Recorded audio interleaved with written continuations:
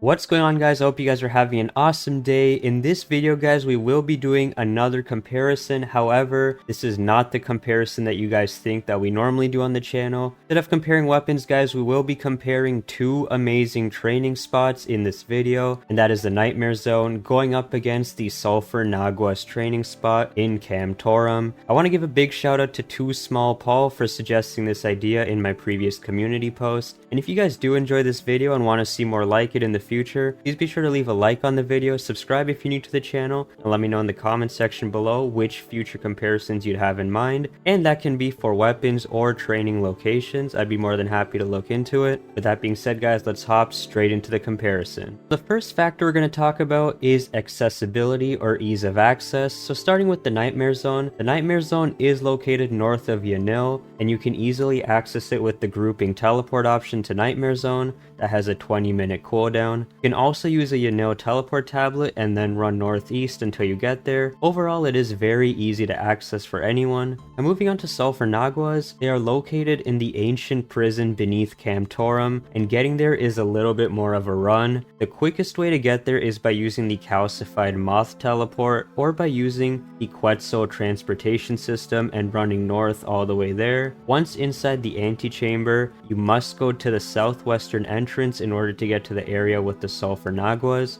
And that brings us to our second section, which is supplies. For the Nightmare Zone, supplies in the Nightmare Zone can either be brought in by yourself if you have no reward points and it's your first time going into the Nightmare Zone, or they can be purchased with reward points at the rewards chest near Dominic Onion. For melee training, there are overload doses and absorption doses you can buy, along with super ranging and magic potions if you choose to train ranger magic. Now keep in mind, guys, you cannot bring these potions outside of the Nightmare Zone. You will be able to recoup these points that you spend on supplies after an hour or two of training, so don't worry about grinding out points for supplies. Moving on to Sulphur Naguas, supplies here can be obtained for free as I mentioned earlier, but it does take more time to acquire. The one item you need here is called the Moonlight Potion. It is a potion that requires level 38 Herblore to create. You can create it by adding Moonlight Grub Paste to a vial of water, both of which are obtainable easily through grubby saplings and the Herblore supply crate respectively.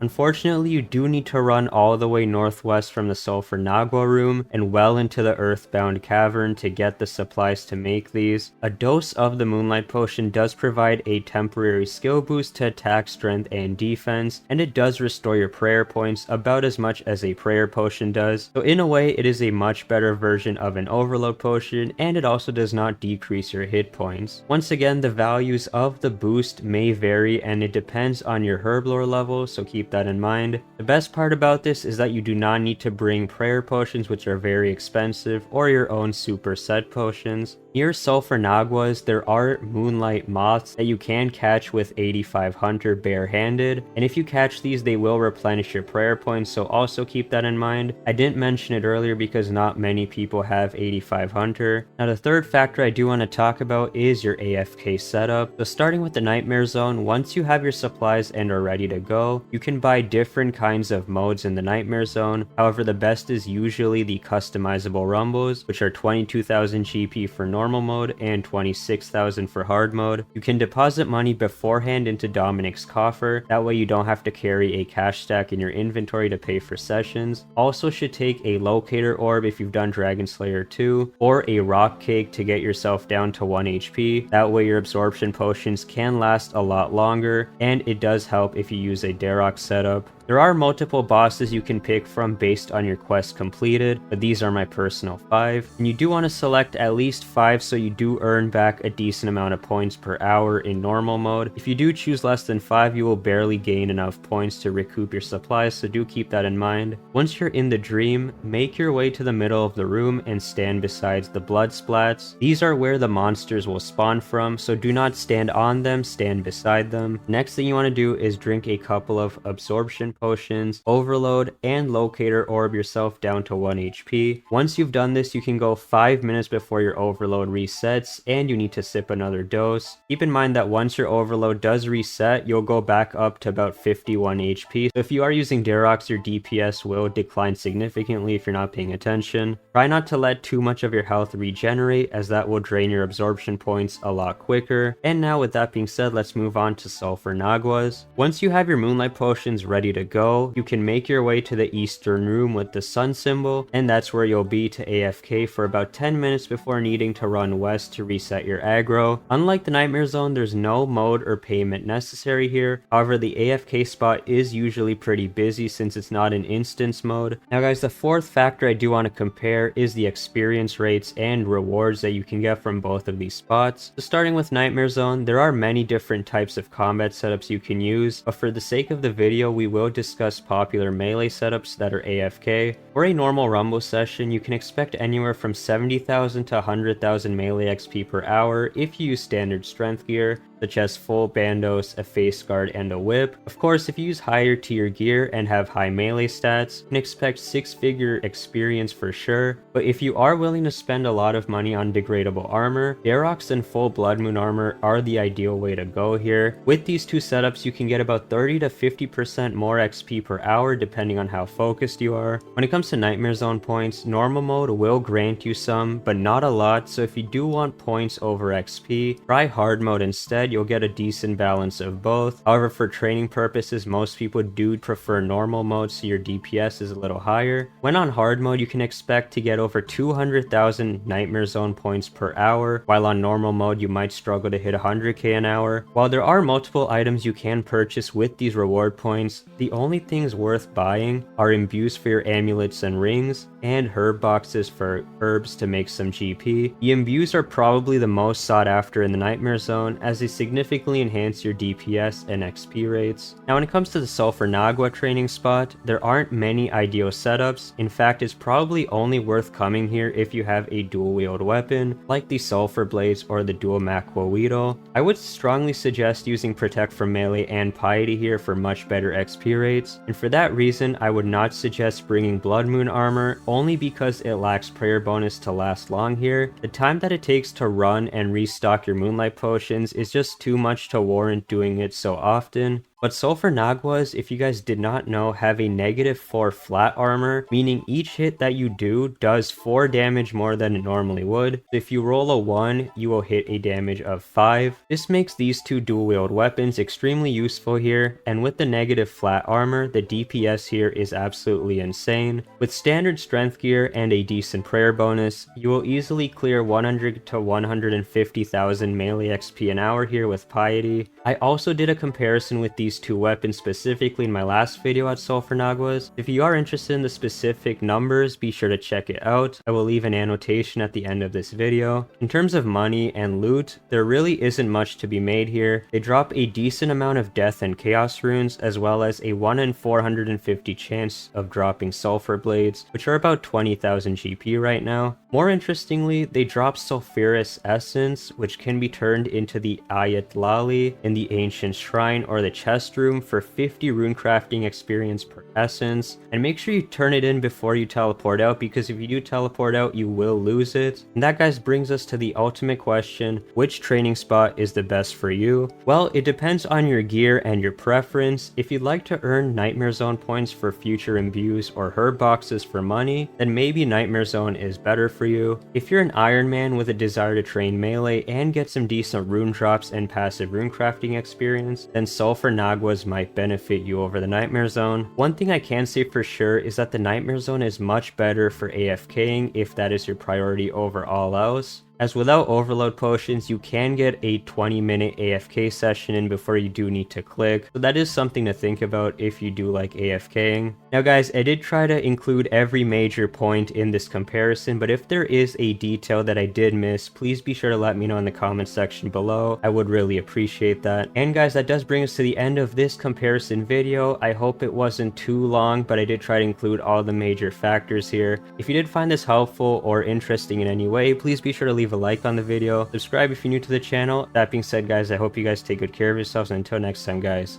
peace.